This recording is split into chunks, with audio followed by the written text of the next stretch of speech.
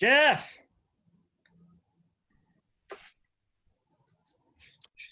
What's up, Jeff?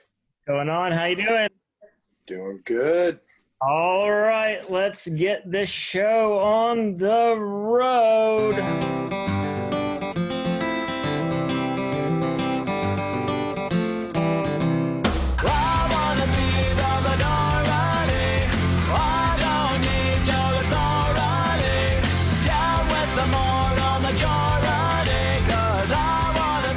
What's going on? Not much, man. I'm just sitting in the garage, surviving the frozen temperatures of Southern California's winter.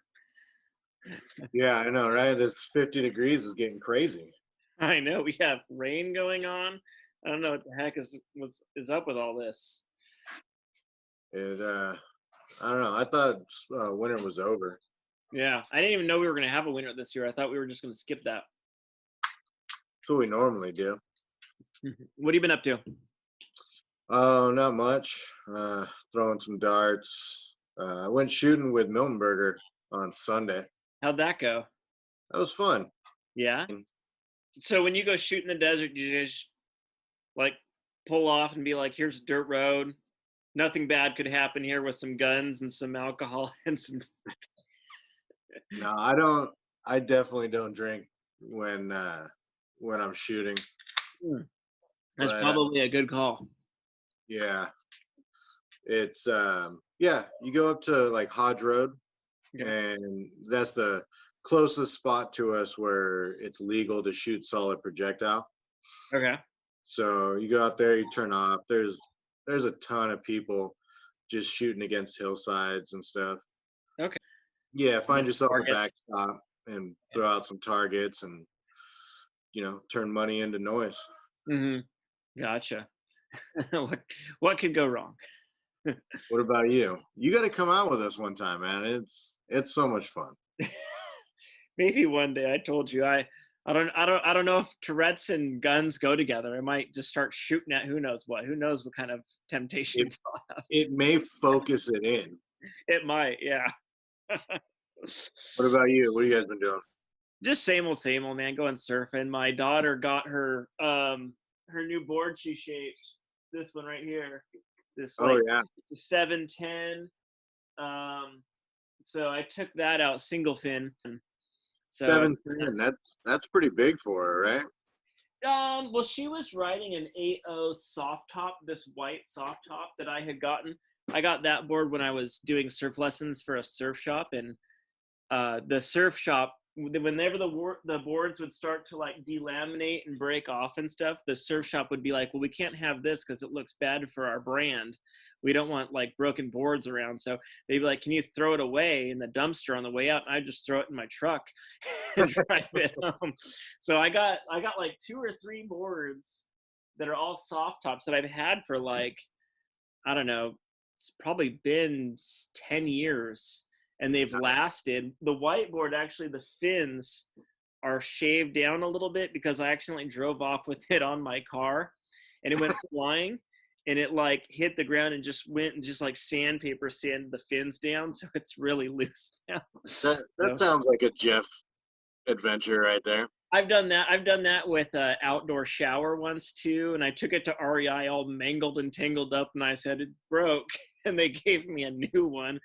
REI, you pay extra for all this junk, for everything. It's good quality stuff, but you pay so much that you could take it to. It's like Costco and be like, I need a new one. They'll be like, here you go. They have a good warranty. They do, yeah. So REI, if you break things or if you want quality stuff, that's a good store to go to. Yeah. But that's pretty good for these boards. I mean, soft tops, they've lasted 10 years, and I've abused them like so bad. And like the kids run and jump on them in the sands. That's pretty good. Nice. And I've been shaping a board myself for Caleb. And we took this old, like 6-foot something green board that I had from like the 90s. And I took a saw to it, and then we ripped the fiberglass off and then started sanding it down, and I shaped it, and I had it where it was almost good. And then I went to go repair some of the little divots, little dings that were in the foam. and I was thinking that board was made of polyurethane, which this is going to bring us back to our chemistry days that I think you and I both failed or got C minuses or something. I think we got C minuses, C's. But anyways, so it's a polyurethane foam, and I thought it was a polyurethane foam, and I put polyurethane resin on it, thinking that's got to be good. Turns out it's an epoxy foam, which apparently polyurethane resin just melts. Oh, wow. And so it ended up it made like the little tiny things I was trying to fix worse. I need to sand it down again. It's probably going to end up being like a small coffee table by the time I'm done. We'll see. Maybe I could still save it. Yeah, I don't think I wouldn't know where to start with that. If it was some sort of chemistry, if you're like, oh, it's polyurethane foam and I'll just put this type of resin on it, I'd be like, I wouldn't have the first clue. I read all these blogs or whatever they are, forums, and I let other people ask questions that, like, there's, with surfing and music, you ever go to a surf shop or a music shop? It's like the guys who work there, they're like, okay, how can I come off as pretentious as possible? How can I make you feel like the biggest idiot? And so there's always some guy that's like, well, why would you do that? If you really wanted to make a dumb board, you could. It's like all these just hilariously like horrible answers to some questions. So I read their questions and I'll be like, okay, I learned from them. But the board was so old, I was like, I guess they didn't start making epoxy till the late 90s. But they started in the mid to early, and then it became popular like 10 years later. I guess this is one of the first ever epoxy boards because it's old, and it's apparently not polyurethane. Whatever, we'll figure it out. Yeah, me and science. I was going to ask you a question about it, but me and science don't mix. Like, people are all like, you got to believe in science, and I'm like, look, I've tried. I've tried science. Biology didn't work. Chemistry didn't work. It's still not working. Science these days is whatever you believe it is. I know. As long as you believe, that is what will happen. As long as you can find one meme Facebook post to support your argument, you're good. Yep. All right. Hey, let's do that then. Let's do our news story first. Do you want to do I have two options for you. Okay. I think they're both somewhat science related. One is about vaccines, an Israeli bar handing out free drinks if you get vaccinated at the bar. Okay. The second option is one of those silver monoliths appeared in the Congo. And the Congolese decided to beat it up and light it on fire. Headlines.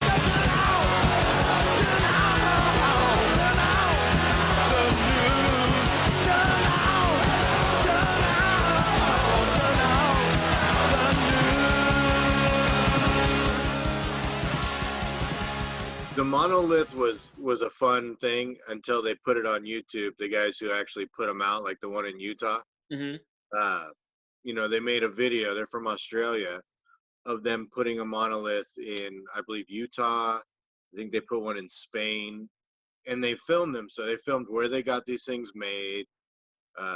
These monoliths have rivets in them. So it's, when people look at it and go, oh, it's ancient technology. No. There's rivets, and it's stainless steel. Okay. All right. So which one do you want to do? You want to do the Israeli bar? Yeah. I got opinions on that one. Let's do this. I thought you might. Here we go. Care for a shot with your shot. Tel Aviv sets up vaccine station at local bar. So some bar was offering free drinks, paying your tab, as well as free pizza and hummus if you just go in and get your shot while you wait. My question to you, Geoff. Mm-hmm. What would they have to offer you for you to get a vaccine? I don't know, because I'm not in a rush to get the vaccine. I'm not against the vaccine by any means, but I'm relatively young, relatively healthy. Um, I'd rather see it go to people who, all the frontline workers, the hospital workers, the elderly, people that it might affect, Yeah, diabetics, stuff like that. But yeah, a shot to, hey, you get a shot of, I don't know, whatever they drink over there, whatever their favorite beer is a is a million times better than what our government has been telling everybody to go get the vaccine. They just say, go get the vaccine. But once you get the vaccine, it doesn't matter. Nothing's going to change. We just need you to get the shot. It's like, no, no, no. You need to start telling people things will get back to normal if you get the shot. well, And then more people will go out and get a shot.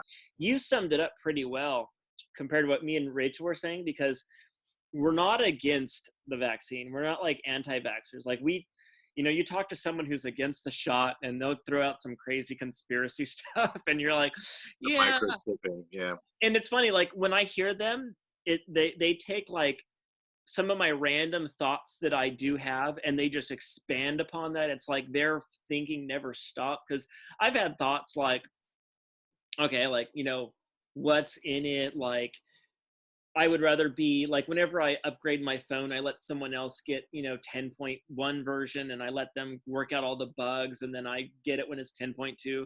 And so they'll say stuff like that. And then I thought, like, everyone who's getting the shot first, you got politicians, doctors, teachers, first responders. What if something went wrong and all those people suffered? What kind of a society would we have to move forward? Now that's kind of where my like challenging of the vaccine ends, and I'm like, well, that's just all crazy talk. But then I love when people just expand upon that and they're like, you don't understand, man. But that thought isn't against the vaccine. It's about the implementation and the rollout of vaccination. Yeah, and it's just like, and that's also the reality. I mean, when you got to shoot from the hip, you got to shoot from the hip. But I've also read that, like, people are saying, oh, it's a brand new vaccine and it's this whole new RNA process. But then I've read that the RNA process is actually like decade plus years old and it's just Yeah. being applied slightly different this time. So, I mean, I'm not afraid of the vaccine except for the side effects. I heard the one side effect that freaked me out was when it said headaches, because I've got like a fear of headaches because I get migraines. So I'm Yeah. like, that's like telling me, hey, there's a salsa over there with ghost pepper in it. And I'm like, I love salsa, but I don't want to vomit. So it's like, that's kind of where I'm at. I'm like, I am not in a rush to get the vaccine. I will get it eventually. But yeah, it's like there's so many people who are in such demand for it. Let them get it first. Like, let them run and get in line. And you and I both think that we already had it.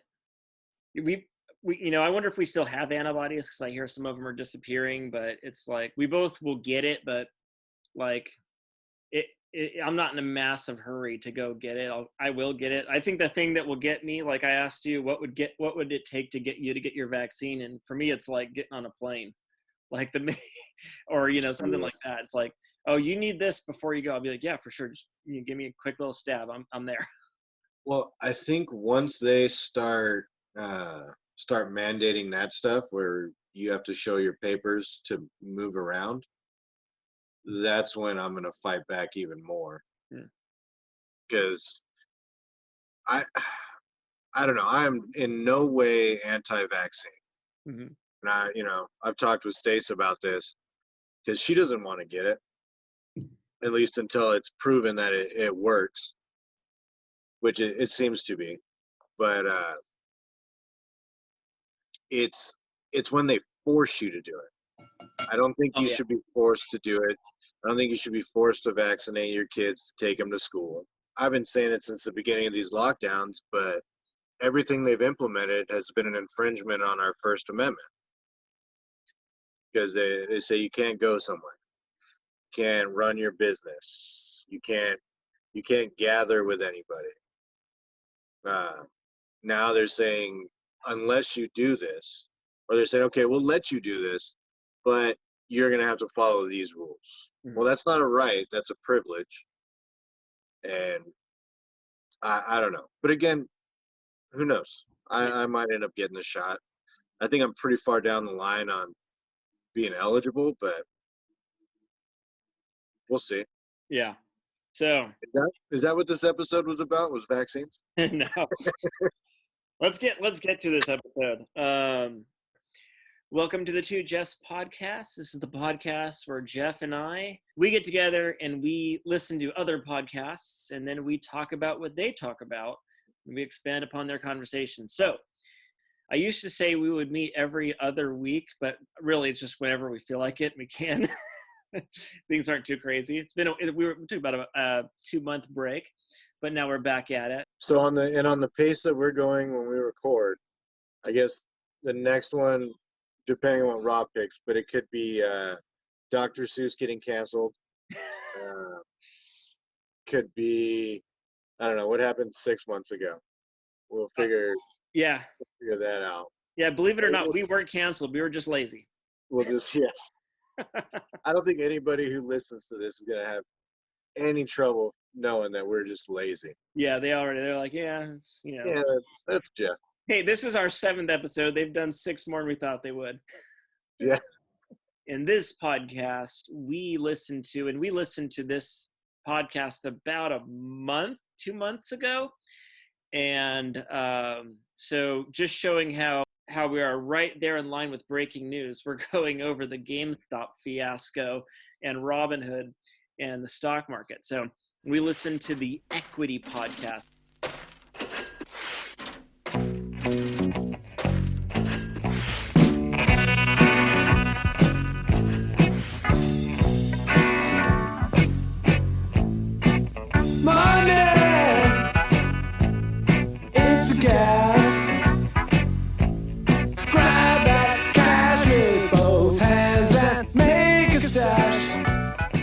Now, the Equity podcast is actually a pretty decent and entertaining stock podcast. And I've listened to a couple of their episodes, and they just do brief little 15-minute shows that talk about what's happening on Wall Street and in stocks. And I think that this episode of ours should come with a disclaimer that if Geoff and I are going to start talking about stocks, you should be aware that me and Geoff don't know what the heck we're talking about. Anything that we say should not be taken at all as expertise whatsoever. I think I probably got a D in economics in senior year of high school. And in fact, for our senior project in economics, we were supposed to track stocks. And at the end, I knew I was going to pass the class. I had enough points. So I turned in a project that said, I'm just going to put my money in the savings account and not buy any stocks. And I got a fail. I didn't pass that project, but I did pass the class, which is a bummer because I talked to Steve Spade about, I was asking him questions. Could you imagine looking at like stocks, if we had just gotten into stocks when we were 18, 19, and we just bought a little here and there instead of wasting $20 a week on CDs, we would be multi-millionaires. Well, I would have picked the wrong stocks. Let's face it. I wouldn't have bought Apple. I would have bought Zune, the Zune. Yeah. I'd have $1,000 in the Sega Dreamcast, and Alta Vista is going to be the browser of the future, you guys. I'm telling you. That's right. Okay, we would have made dozens of dollars, and I fully blame our senior economics teacher. Yeah, I don't even remember his name, and see, that's the problem. No, I think it was all my fault for not caring or listening to anything my teacher said senior year of high school. Well, I think about that, or when Bitcoin hit, what was it, like 18 grand? I think that was 2 years ago. It's at 56 today. I remember when it was 6 cents. I remember hearing about Bitcoin and going, what? This is computer money? You're telling me that they can't stop hackers, but I gotta believe that this money that's basically on my phone is safe, Yeah. and that somebody's not gonna hack my phone and take my money. And I gotta tell you too, like I get this feeling like I understand blockchains and I understand the cryptocurrency and I understand how it works and how some people find it to be even more trustworthy than paper money. Because let's face it, you give me $100, I will lose it by tomorrow, like guaranteed. You know, I Yeah. will throw it away or something. But like, as much as I understand and comprehend the process, when I go to learn more about it, I feel like the biggest dummy. Like they start talking about, well, now you can put a meme into a blockchain or you can put a video. And I'm like, what are you talking? Like, I go back to being like, I clearly don't know anything about this and I know nothing about money. But here's the thing. I mean, I looked at mine in the past year, my investments have made 34%, and a bank will offer me like 2% on interest. So even me with Yeah, that is good. no understanding of how this thing works, I'm making money. There's something wrong with that. Like I should not be this successful, and that's including. I talked to you today. There was a couple days where I lost a couple $100 like that, and I know that I don't invest that much. People probably lost thousands, but yet we could still pull off this way too high percentage. So there's something wrong.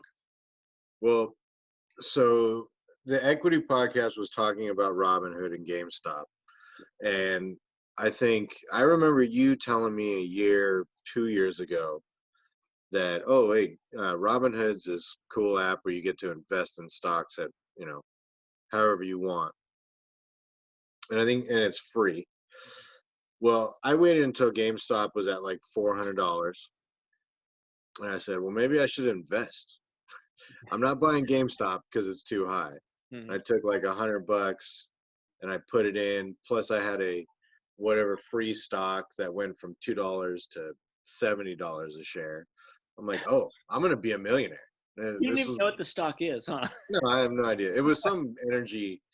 It was a plug. They do electric vehicles and I think battery technology. But anyway, I sold that one stock and started buying other. I'm like, oh, here, basically penny stocks. Here, this thing's $1. I'll buy that. But as soon as that would start to drop at all, then I would freak out and be like, no, no, no, I don't know what I'm doing, and I'd sell it, and then it'd go back up. Mhm. So yeah, this podcast is definitely not legal or financial advice. If you invest in anything we say because we said it, that's on you. Yeah. And also, like, I got into investing when I was teaching an eighth grader. And a middle schooler would come to me and he'd be like, hey, like, here's some stock advice. And I'd be like, okay. And then, like, months passed. And then I looked into what he was talking about. And he was like spot on. That kid, like, probably has $1 million by now, graduating high school this year. Nice. And I should have just like done exactly what he did. Be like, well, you're already smarter. He's like one of those kids that when I teach, I'm like, you don't know this yet, but pretty soon you're gonna realize you're smarter than me, and you should really be teaching me stuff. I should have just been mimicking what he did, like right out of the gate. So yeah. So do you remember the episode? Can you give the episode rundown? Do you remember that? So this was a while back.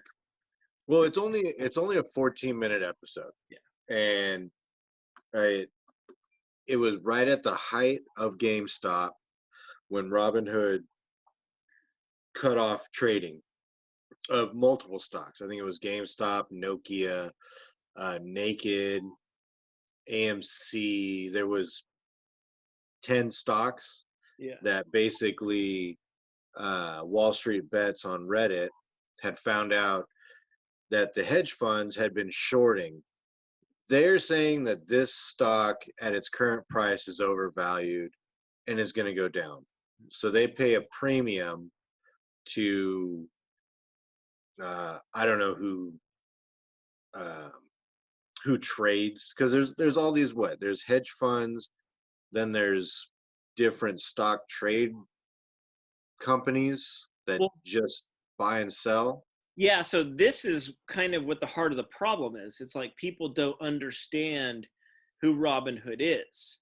So Yeah, because Robinhood's whole thing, right? And it's kind of ironic the way this all turned out. They're Robinhood, right? They're supposed to be taking from the rich guys and giving back to the people, mhm. but they did exactly the opposite. The reason Robinhood is free to trade is because they take all of your trading info, which, what people are buying, what they're selling, when they're doing it, and they pass that data onto hedge funds, allowing them to make better decisions on which way the market and retail investors are going. They also make money off of their trade. So it's like they're a broker. So Yes, I tell Robinhood, I want to buy one stock of General Electric. Now, Robinhood doesn't actually have that stock. They're the go between. So right. when I say buy, they have to go find someone to buy, and they make money off of the person they go get it from. Oftentimes, not always, but oftentimes they'll make money because they'll go to 3 or 4 other places. They'll find the best deal, and So they'll they're make buying money. at a lower price than what you're buying it at.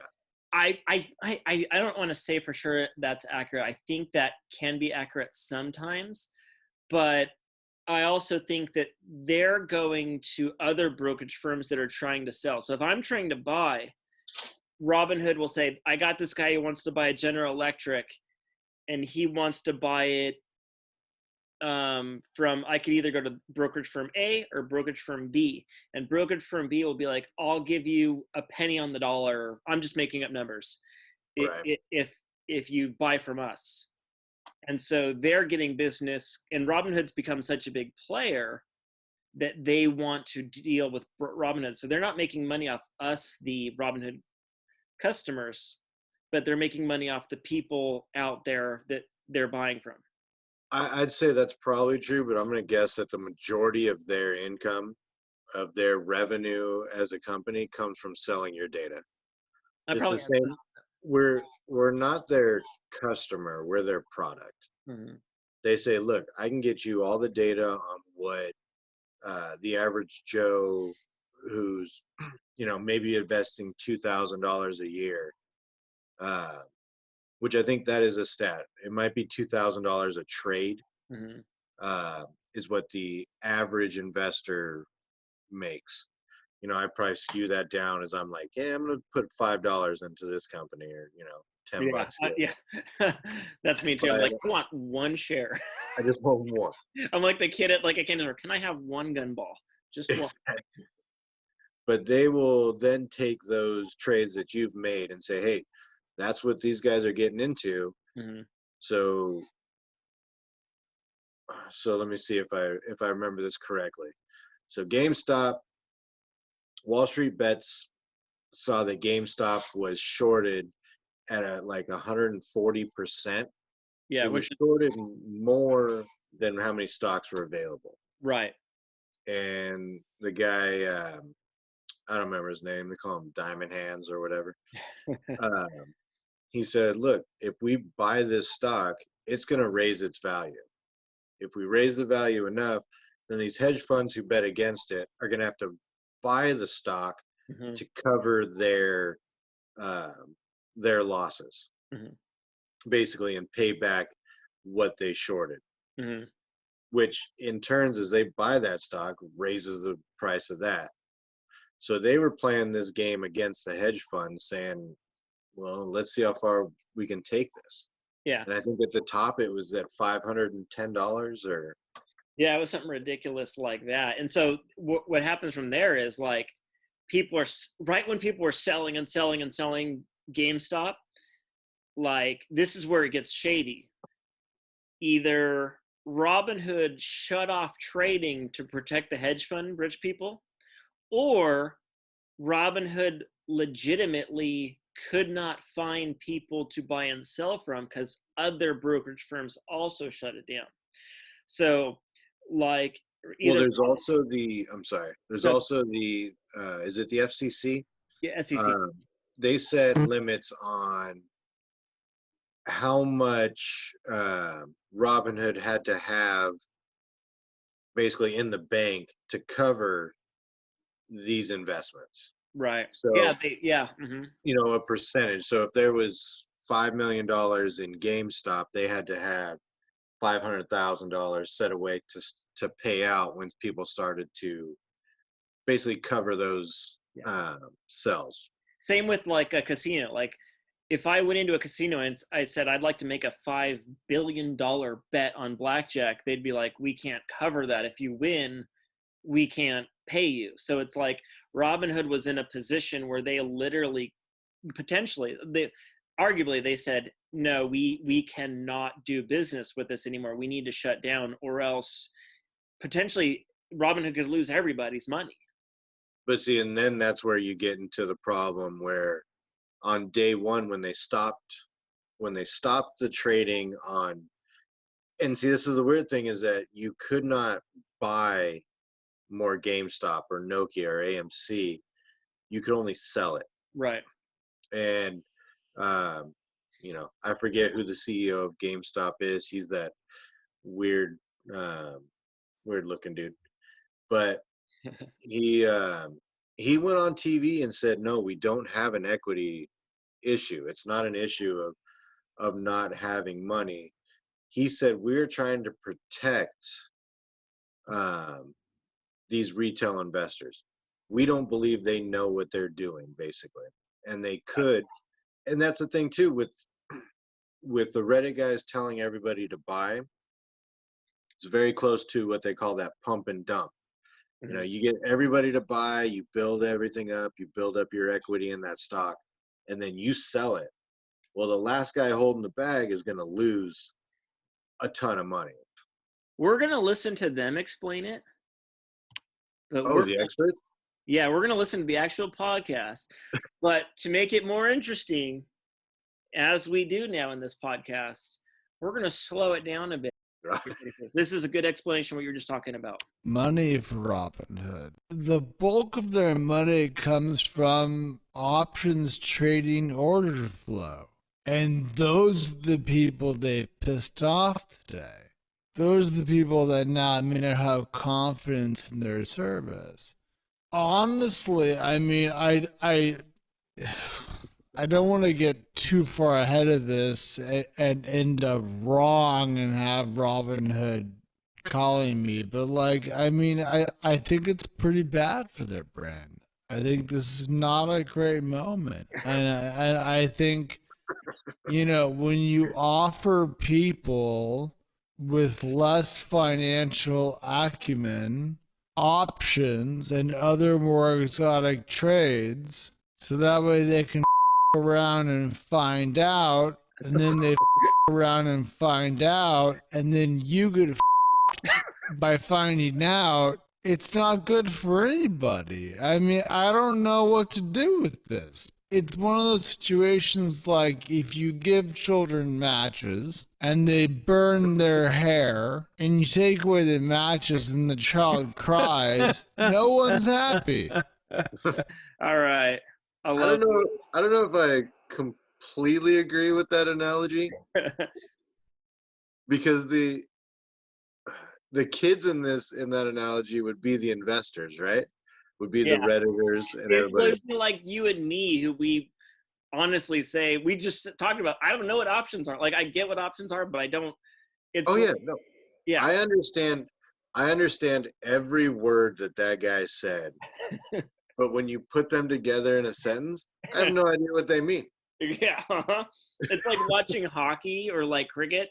It's like, okay, I get what they're doing. Like, if I went down there, I could sort of do it, but like, if you start throwing out, like, I'm gonna get lost. Like, really quickly, I'm gonna get lost if I engage in this. Yep. Mm-hmm. I do love 50%. Yeah, it really opens your eyes to a whole nother look at the topic. I'm pretty sure that's what we sound like on most of these, right? It's a little bit slow, a little.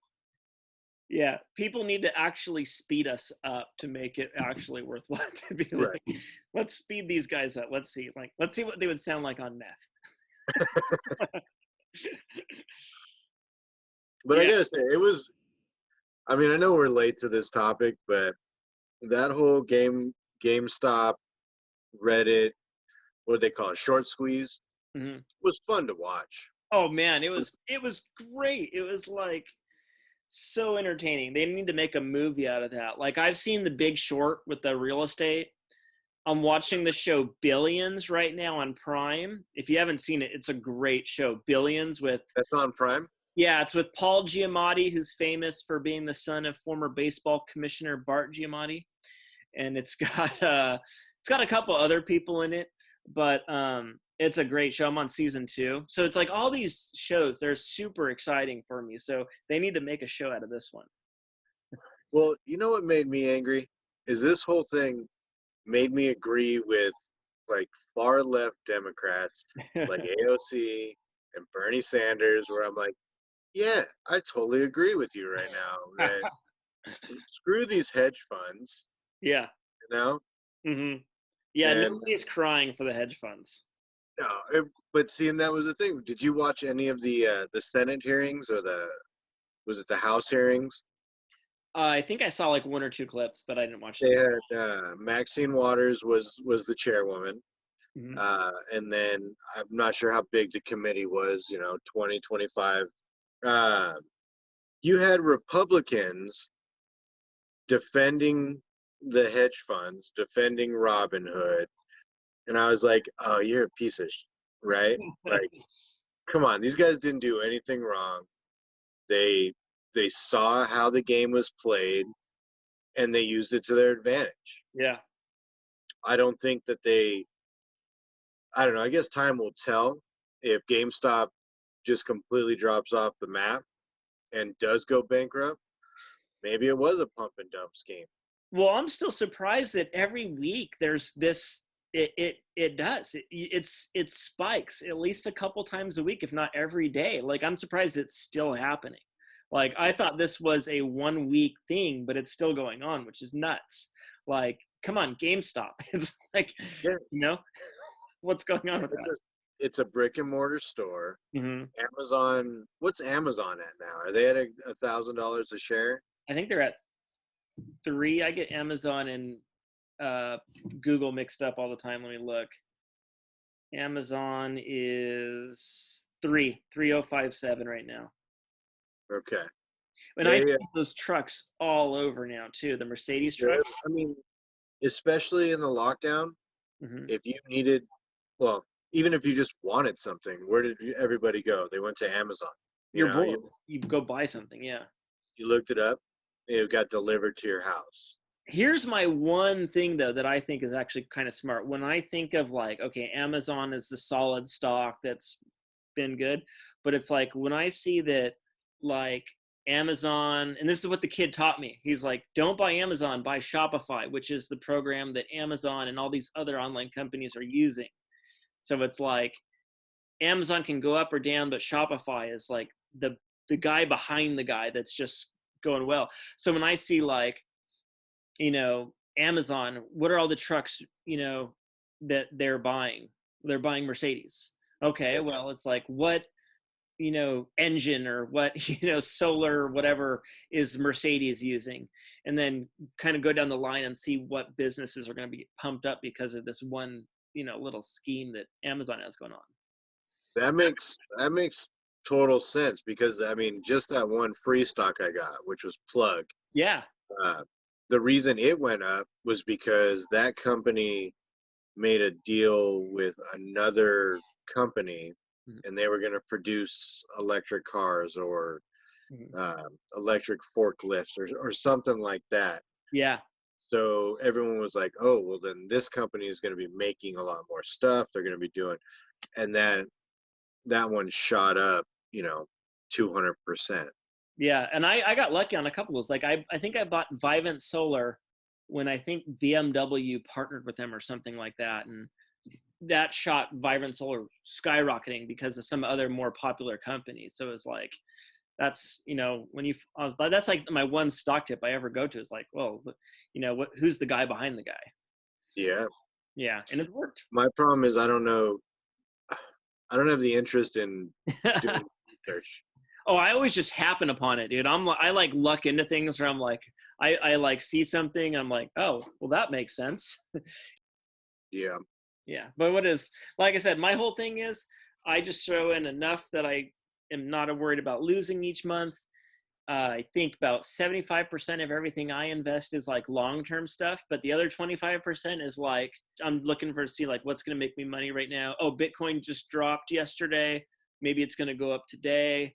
I can see if I can make money, and it's just like, just to make it fun for myself, which I think they tell you not to do. Yeah. But Well, that's only 25% of what I do. I'm still holding on to like 250 Dogecoin. I think I have, yeah. Doge is another one. Like this whole week, I've been like, when it drops down to 5 cents, I buy, and then when it gets to 55, I sell, and I just try to get lucky. And like I said, when I play that game though, I usually end up coming out even. We should have got Steve for this episode. Totally. We could do a follow up in the future because Steve knows far beyond what we know, and he's been in it. Yeah, much more successful than us. Because I've heard, at least with cryptocurrencies, that Robinhood and Webull and a lot of these other places aren't the best place to do cryptocurrency. Yeah, because, well, for you and me, it's fine because we buy and we sell, but you don't own. Like when I buy crypto, I'm not buying into the blockchain so much. I feel like it's like Mellaroo's, like I'm leasing it almost. It's like, because I mean, I have Bitcoin, but I don't have a whole Bitcoin. I have like 1/200th of a percent of Bitcoin or something like that. So it's like, yeah, I'm investing into it, but someone, I don't know if it's Robinhood or who it is, owns that Bitcoin. And then if I was out to like make a whole bunch and like I wanted to own it, then Robinhood would be the worst place to go. But I mean, I'm just trying to make money off of it, so I don't mind selling it. I mean, because to me, I'm not going to use, I mean, I don't have any Bitcoin, but I'm not using Dogecoin to buy anything. I'm not looking to get Bitcoin to spend it on something. Right. I'm looking to bet that this is going to keep going up. And that's what all cryptocurrency is on our level. It's all just gambling. It's all just like looking at lines go up and down, and you try to buy it when it's down and sell it when it's up. Yeah, there's a lot of weird like that whole mining issue. Well, actually, that's what I got into though. When you started talking to me about mining, like inspired me to learn a little bit. So what I did, kind of talking about the guy behind the guy, I went and found companies that are mass mining. So they're mining farms. So I found this company, I forget it's in Colorado or Vegas. I found a couple companies. One is Marathon, one is Riot. And they're mining farms. So like I found that what happens is, like the way Bitcoin works is every 10 minutes, Bitcoin spits out a math problem, and whatever computer solves it first may or may not earn a Bitcoin. And whoever owns that computer then just gained $50,000 of a Bitcoin. And so I don't have a computer that's fast enough to solve these huge equations. Right. So there's these businesses, and that's how Bitcoin adds money every 10 minutes. Like sometimes a Bitcoin is added to solving these questions. Is that so? Is mining basically you're using your computer to process the blockchain? And that's how they so-called print money. Because we have the treasury that prints money. The blockchain, every 10 minutes, a computer spits out a question and other computers race to try and solve it. And so there's these mining farms that I invested in. So I invested money into an actual company, and they have supercomputers that try and solve these problems. And I did really good off of Riot and Marathon. Well, I know mining is the reason like GPUs, graphics cards for computers, are you can't find them, and if you do find them, they're ridiculously priced. And now there's a whole thing where you have like, these miners, they build these rigs just to solve those equations. But are they solving equations to process a transaction, or because Bitcoin is a set, from what I understand, is a set amount. There's only X amount of Bitcoin in the world. There will never be any more. No, I think that Bitcoin makes more. Every 10 minutes, it fires out an equation, and all these computers try to solve it. And then the blockchain moves from this computer to this computer, whoever solves it. Now, sometimes a Bitcoin is added to the blockchain. And then the person who solved that equation, the person's computer, gets the Bitcoin, if I'm not mistaken. Yeah, well, that's what I tell you. Like, I get it. And then once I try to learn more, I go back to being like, well, I'm just dumb. But you are right. Actually, Bitcoin is set up so that only 21 million Bitcoins will ever be mined. And right now they're at 18 something million. So they're almost done. So Bitcoin is going to run out of Bitcoins. They won't make any more. And then that's where the transactions only will be kicked in. So for who knows how long, there will be a couple million more Bitcoins that will be created. So I don't know what's going to happen after that. That is why I did hear that Bitcoin mining isn't as big anymore, because they're down to however many are left. It's harder to make, because you got to run these computers 24/7. Mm-hmm. You're running electricity, so the offset, if you get 1/100th of a Bitcoin for every hour, you're not making up that money in what you're spending to run the equipment. Right. And so, but that's, I think, also that's the thing too, is there'll probably be more cryptocurrencies that come alive, and the best cryptocurrency is going to be the one that manages growth the best in the future. But a reminder, this is a good time just to remind you and I do not know what we're talking about. Yeah, but, let's reiterate, this is not financial advice. It is not a ad to buy or sell stocks. We have no idea what we're talking about. But that being said, given our limited knowledge, looking at me, shoot, in 1 year I've made 34%, and that includes losing money. So I don't know.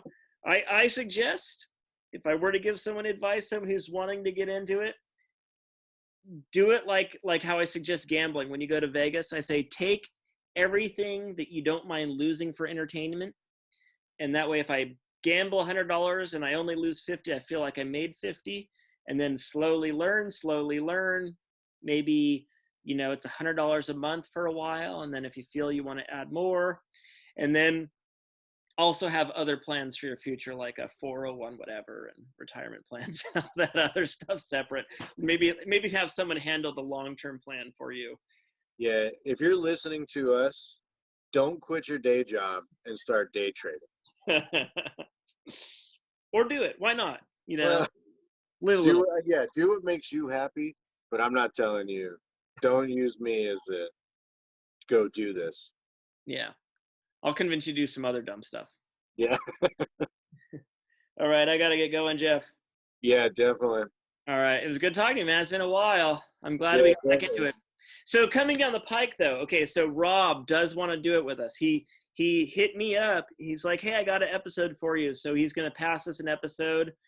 Yeah. And Rob's going to meet with us. And then I'm going to Brian Head with Sanders coming up. And he's got a new YouTube show going on. So I'm thinking what we should do is cross episode with their liquid exploration, and theirs is a beer drinking pod. So we'll discuss their beer drinking pod on their pod, and we could do like a little drinking competition, which, by the way, you and I will not win. Like, there's no going up against Jason. So that will probably be a fun episode. I'll make it.